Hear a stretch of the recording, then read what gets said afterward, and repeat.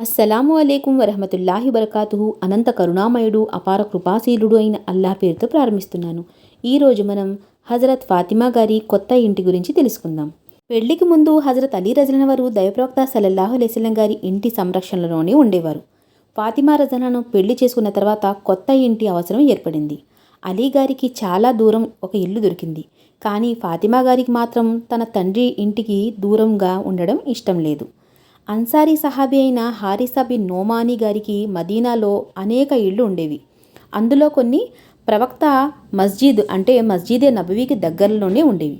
ముహమ్మద్ సల్లల్లాహు అలైహి వసల్లం గారికి సూచనపై ఆయన అనేకసార్లు తన ఇంటిని ధార్మిక అవసరాల కోసం ఇస్తూ ఉండేవారు. ఒకరోజు ఫాతిమా రజనా గారు వచ్చి హారిసా గారి ఇండ్లలో ఒక ఇల్లు ఖాళీ చేయించి తనకు ఇప్పించమని తన తండ్రి గారిని కోరారు. ముహమ్మద్ సల్లల్లాహు అలైహి వసల్లం గారు ఈ విషయాన్ని హారిసాతో చెప్పడానికి కాస్త వెనుకాడారు. దీనికి పూర్వం కూడా అనేక సార్లు హారిసా రజనా గారికి దైవప్రవక్త సల్లల్లాహు అలైహి వసల్లం గారు అభ్యర్థించి ఆయన అడిగినప్పుడల్లా ఇస్లాం ధార్మిక విషయాలను చర్చించుకోవడం కోసం ఇళ్లను ఇస్తూ ఉండేవారు. కానీ ఈసారి మాత్రం ప్రవక్త వారు అడగడానికి మొహమాట పడ్డారు. ఎందుకు అంటే తన సొంత అవసరానికి గాను అడగడం ఆయనకి ఇష్టం లేదు. అయితే దీన్ని గురించి ఫాతిమా రజనా వారు ఆ విషయాన్ని మళ్ళీ ఆయన ముందు ప్రస్తావించలేదు. అయితే అలీ రజనా వారు ముహమ్మద్ సల్లల్లాహు అలైహి వసల్లం గారి ఇంటి దగ్గరలో ఇల్లు కోసం వెతుకుతున్నారని హారిసా గారికి తెలిసింది.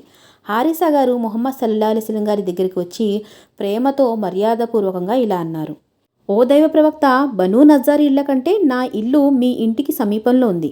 వాస్తవానికి నా ధన ప్రాణాలు అల్లా కోసము, దైవ ప్రవక్త కోసమే. అల్లాహ్ సాక్షిగా నా ధనంలో నుంచి మీరు తీసుకోని దానికంటే మీరు తీసుకున్నది నాకు ఎంతో ప్రియమైనది అని అన్నారు.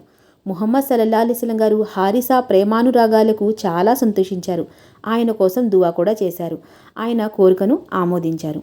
అయితే అల్లాహ్ సుబ్హానహు వ తఆలా మనందరికీ ఇంకా ఎన్నో విషయాలు తెలుసుకునే సద్బుద్ధిని ఇవ్వాలని నేను దువా చేస్తూ ముగిస్తున్నాను.